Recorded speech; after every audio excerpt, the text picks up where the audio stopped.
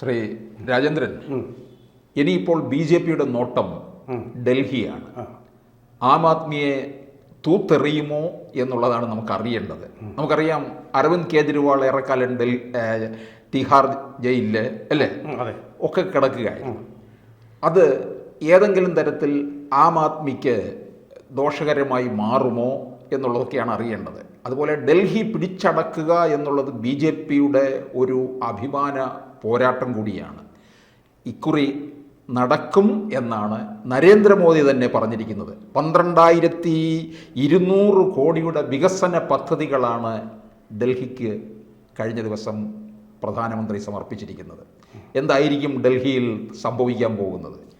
വിജയനാഥേ, ഞാൻ അതിനോട് യോജിക്കുന്നില്ലെങ്കിലും മലയാളത്തിലൊരു ചൊല്ലുണ്ട്, ആളിൽ കുറിയവനെ സൂക്ഷിക്കണം, അവൻ കുറുക്കനായിരിക്കും, കുറുക്കൻ്റെ ബുദ്ധിയായിരിക്കും എന്നുള്ളത്. അത് പൊതുവേ ശരിയാകാൻ ഇടയില്ല. അങ്ങനെയല്ല കണ്ടുവരുന്നത്. അത്ര കുറിയവനാണോ? ഇത് അരവിന്ദ് കേജ്രിവാൾ എന്ന് പറയുന്ന ഒരു കുറുക്കനാണെന്നുള്ളത് ഞാൻ രാഷ്ട്രീയ പാഠങ്ങളിലൂടെ എനിക്ക് ബോധ്യമായിട്ടുള്ളൊരു കാര്യമാണ്. ഗുജറാത്തിൽ തെരഞ്ഞെടുപ്പ് വരുമ്പോൾ അദ്ദേഹത്തിൻ്റെ പ്രതീക്ഷ ഗുജറാത്തിൽ തങ്ങൾക്ക് ഒരു ഫുട് ഹോൾഡ് കിട്ടും എന്നാണ്.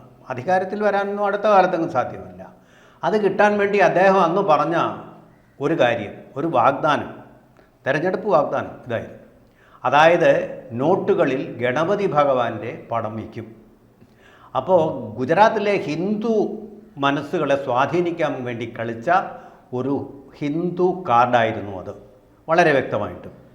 അതുപോലെ തന്നെ അദ്ദേഹം ഡൽഹിയിൽ വെച്ചും ചില കളികൾ കളിക്കുന്നുണ്ട്. അദ്ദേഹം ഇപ്പോൾ RSS നേതാവ് സർസംഘചാലക് മോഹൻ ഭാഗവതിനെ വിളിച്ചിട്ട് BJP ഈ ചെയ്യുന്നത് ശരിയാണോ എന്ന് അദ്ദേഹത്തിനോട് ചോദിച്ചിരിക്കുക.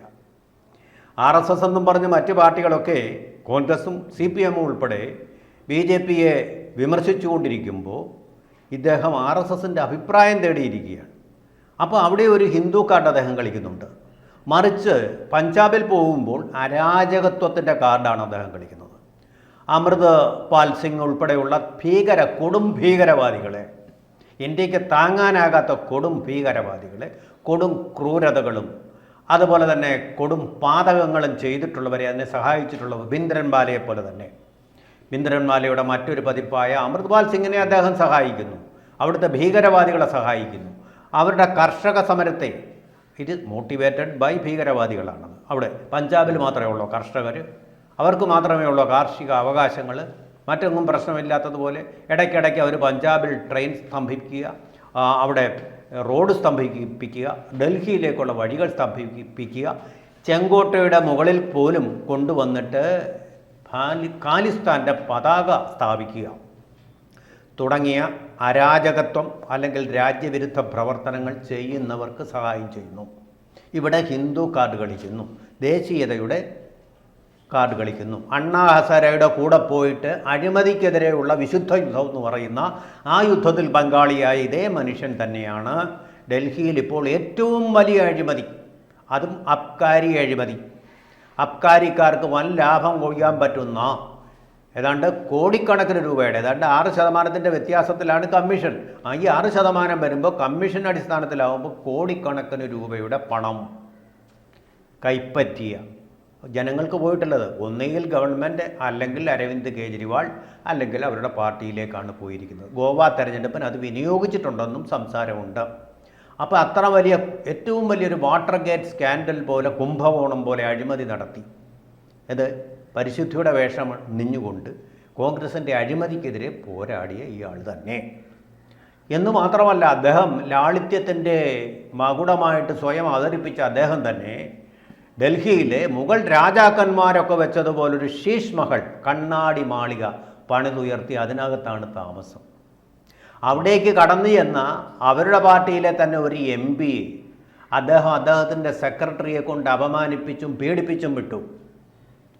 സ്ത്രീ വിമോചനത്തിൻ്റെ ആളില്ലാ ദൈവമാണ് താനെന്ന് പറയുന്ന, അല്ലെങ്കിൽ ആൾ ദൈവമാണ് താനെന്ന് അവകാശപ്പെടുന്ന അദ്ദേഹം തന്നെ പിന്നീട് അദ്ദേഹത്തിന് ഇരിക്കാൻ പറ്റില്ല, ഇരിക്കാൻ പഴുതില്ല. അദ്ദേഹം ഒരു ക്രിമിനൽ ആണെന്ന് കോടതിയും അതുപോലെ തന്നെ അദ്ദേഹത്തിൻ്റെ ശിക്ഷാവിധിയും തെളിയിച്ചിട്ടുള്ളത് കൊണ്ട് ഇപ്പോൾ ജാമ്യത്തിലാണ് പുറത്തു നിൽക്കുന്നത് എന്നതുകൊണ്ട് മുഖ്യമന്ത്രി സ്ഥാനത്തു നിന്ന് അദ്ദേഹം മാറി നിന്ന് അതീഷി എന്ന് പറയുന്ന ആളിനെ മുഖ്യമന്ത്രിയാക്കി അവരോധിച്ചിട്ടുണ്ട്. പക്ഷേ ഈ അതീഷിയെ പോലുള്ള ആളുകൾക്കൊന്നും കേജ്രിവാളിൻ്റെ ഗ്ലാമറോ അദ്ദേഹത്തിൻ്റെ പ്രസംഗ ചാതുര്യമോ ഒന്നുമില്ല, സ്വന്തമായിട്ടില്ല. ഭരണപാഠമോ കേജ്രിവാളിനും തീരെയില്ല. ഡൽഹിയിൽ ഇപ്പോൾ കുടിവെള്ളമില്ല, അവിടുത്തെ ബസ്സുകളൊന്നും മെയിൻറ്റെയിൻ ചെയ്യുന്നില്ല. അതുപോലെ കഴിഞ്ഞ പ്രാവശ്യം നൽകിയ ഒരു വാഗ്ദാനമാണ് വെറും 1000 രൂപ വീതം എല്ലാവർക്കും സൗജന്യമായി നൽകാമെന്ന്. ഇതുവരെ കൊടുത്തിട്ടില്ല. എന്നിട്ട് ഈ പ്രാവശ്യം പ്രഖ്യാപിച്ചിരിക്കുകയാണ് മാസം നിങ്ങൾക്ക് 7000 തരാം. കഴിഞ്ഞ പ്രാവശ്യത്തെ കടം ഇതുവരെ വീട്ടിയിട്ടില്ല. അപ്പോൾ മോദി ഏറ്റെടുത്തിട്ടുണ്ട്. കഴിഞ്ഞ ദിവസം നടന്ന ഗംഭീരമായ റാലി, ഒരുപക്ഷെ ഡൽഹി ഇതുവരെ കണ്ടിട്ടുള്ളതിൽ ഏറ്റവും പടുകൂറ്റൻ റാലി, തുറന്ന ആത്മവിശ്വാസത്തോടു കൂടി. അതെപ്പോഴും ഉണ്ട് മോദിക്ക്. മോദി അവിടെ വന്ന് പറഞ്ഞു, അരവിന്ദ് കെജ്രിവാൾ നടപ്പാക്കിയിരിക്കുന്ന പദ്ധതികളൊക്കെ ഞാൻ വന്നാൽ എടുത്ത് കളയാൻ പോകുന്നില്ല, അത് അതുപോലെ തുടരും. അതായത് ഇത്തരത്തിലുള്ള ചില ആനുകൂല്യങ്ങൾ കറണ്ട് ബില്ല്, അതെ, പിന്നെ ബസ് യാത്ര, സ്ത്രീകൾക്ക് സൗജന്യം, ഇങ്ങനെയുള്ള കാര്യങ്ങൾ പറഞ്ഞു. അപ്പോൾ ഇതിനകത്ത് എനിക്ക് അറിയേണ്ടത് എൻ്റെ വേറൊരു രാഷ്ട്രീയ വശം കൂടി നമ്മൾ നോക്കണം. ഡൽഹി കോൺഗ്രസിന്റെ കുത്തകയായിരുന്നു, അല്ലേ? അതിൽ നിന്നാണ് ആം ആദ്മി പിടിച്ചെടുത്തത്. പിന്നീട് ഇപ്പോൾ കോൺഗ്രസുമായിട്ട് ദേശീയ സഖ്യം വരികയൊക്കെ ചെയ്തു. ആ ആദ്മി തുടക്കം മുതൽ തന്നെ, ആ ആദ്മിയും തൃണമൂൽ കോൺഗ്രസുമാണ് തുടക്കം മുതലേ ഇടങ്കോലിട്ട് നിന്നത്.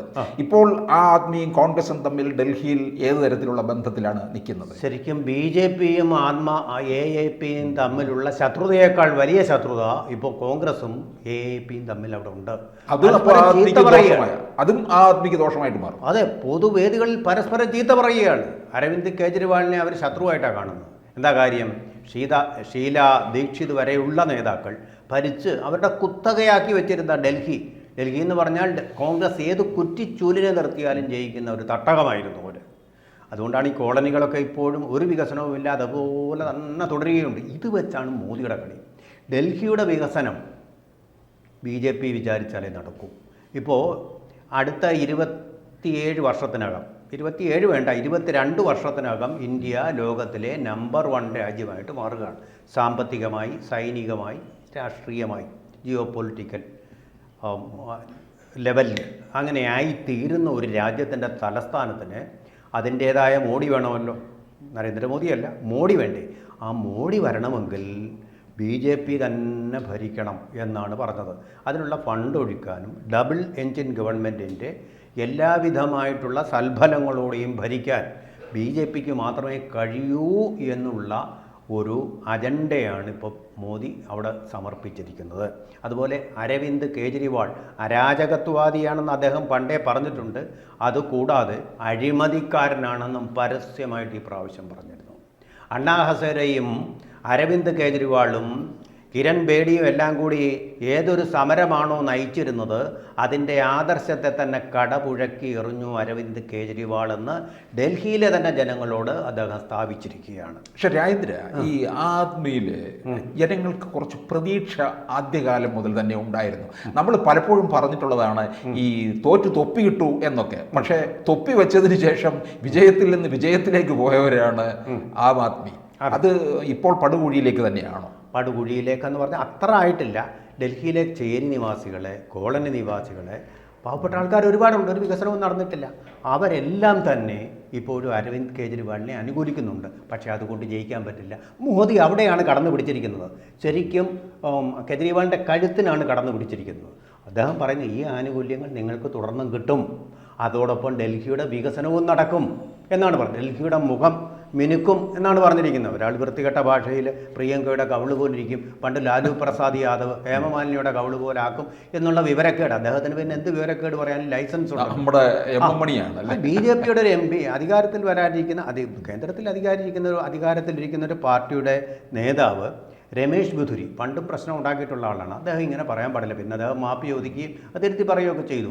ഈ പ്രിയങ്കയുടെ കവിളുകോൾ എന്ന് പറഞ്ഞാൽ ഇത്രയും പ്രായമായ മധ്യവയസ്കയായിട്ട് സ്ത്രീയുടെ കവിളെന്ന് പറഞ്ഞാൽ അതുപോലെ ആയാൽ മതിയോ? ഡൽഹി കണ്ണാടി പോലെ മിന്നുന്ന റോഡായകളായല്ലേ നമ്മൾ പറയുന്നത്. എന്തിനാ പ്രിയങ്കയെ അവിടെ ഒരു അപ്പോൾ അദ്ദേഹത്തിന് കാവ്യഗുണവും ഇല്ല, കാവ്യാനുശീലവും ഇല്ല. ഉപമനയുടെ കാര്യത്തിൽ അദ്ദേഹം ഉപമസ്യ കാളിദാസൻ എന്നാണെന്ന് പറയുന്നത്. ഇതിപ്പോൾ ഉപമസ്യ ബദുരി എന്ന് പറയുന്ന പോലെ ആയിപ്പോയി. വൻ പരാജയമാണെന്നും ഈ ബദുരി തെളിയിച്ചിരിക്കുന്നു. ഇങ്ങനെയൊന്നും പറയാൻ പാടില്ല. അതിൽ തീർച്ചയായിട്ടും നമ്മൾ അതിനെ എതിർക്കുക തന്നെയാണ്. പ്രിയങ്കയെ ഒരു ഉപമാനമായിട്ട് അവിടെ ഉപയോഗിച്ചത് തീരെ ശരിയായിട്ടുള്ളൊരു കാര്യമല്ല. പക്ഷേ മോദി പറഞ്ഞതെല്ലാം കറക്റ്റാണ്, എതിർക്കാനൊന്നുമില്ല. ആ മോദി എനിക്ക് തോന്നുന്നത് ആ ഒരു പ്രസംഗത്തോടു കൂടി ഡൽഹിയിലെ ജനങ്ങളെ കയ്യിലെടുത്തിട്ടുണ്ട്. അവരുടെ പ്രതികരണങ്ങളും എല്ലാം ഞാൻ കണ്ട ഒരാളെന്നുള്ളതല്ലേ. AAPയുടെ കാൽ ചുവട്ടിൽ നിന്നും മണ്ണ് ചോർന്നു പോവുകയാണ്. പൂർണ്ണമായിട്ടും തകർന്നടിയുമെന്നല്ല. തന്നെയല്ല, കോൺഗ്രസ് ഇവരും തമ്മിൽ മത്സരം നടക്കുന്നതുകൊണ്ട് ഈ വോട്ട് ബേസ്, അതിൻ്റെ വോട്ടിൻ്റെ ഗുണം, ബെനിഫിറ്റ് കിട്ടുക ആർക്കാണ്? BJPക്ക്. ഇപ്പോൾ BJPയുടെ ഒരു ഭരണം വീണ്ടും അവിടെ വന്നു കഴിഞ്ഞാൽ അത് BJPയെ സംബന്ധിച്ചിടത്തോളം മറ്റൊരു കുംഭമേള തന്നെയായിരിക്കും എന്നുള്ള കാര്യത്തിൽ സംശയമില്ല. കൂടുതൽ വാർത്തകളും വിശേഷങ്ങളും നിങ്ങളിലേക്ക് എത്താൻ ABC മലയാളം സബ്സ്ക്രൈബ് ചെയ്യുക, ബെൽ ബട്ടണും അമർത്തുക.